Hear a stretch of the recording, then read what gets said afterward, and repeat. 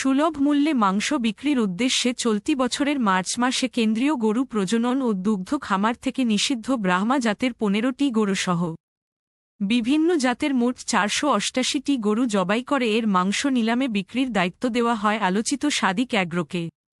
একই সঙ্গে 600 টাকা কেজি দরে মাংস বিতরণেরও দায়িত্ব পায় প্রতিষ্ঠানটি। এখানেই অভিনব জালিয়াতির আশ্রয় নেন সাদিক অ্যাগ্রোর মালিক ইমরান হোসেন। বিদেশি জাতের গরুগুলোর পরিবর্তে দেশীয় গরু জবাই করে তার মাংস সরবরাহ ও বিতরণ করেন তিনি। দুদক কর্মকর্তারা ধারণা করছেন বিদেশি জাতের গরুগুলো হয়তো কোরবানির গরুর হাটে চড়া দামে বিক্রি করেছে সাদিক অ্যাগ্রোর ইমরান।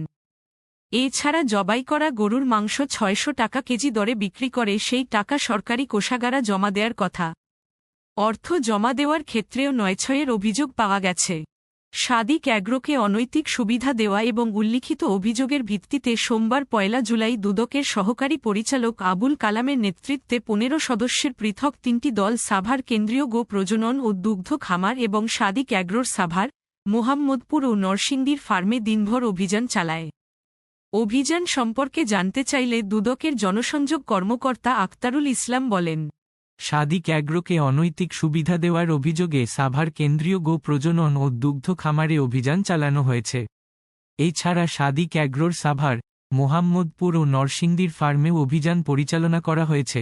কেন্দ্রীয় গো প্রজনন ও দুগ্ধ খামারের দায়িত্বরত কর্মকর্তাদের জিজ্ঞাসাবাদ ও প্রয়োজনীয় নথিপত্র সংগ্রহ করা হয়েছে।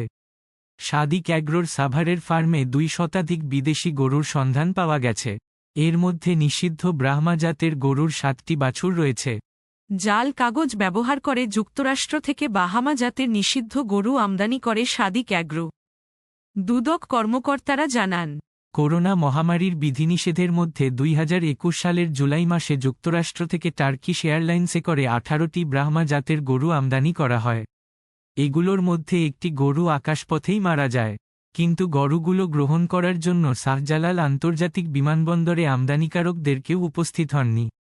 পরে জানা যায়, গরুগুলোর আমদানিকারক সাদিক অ্যাগ্রো লিমিটেড।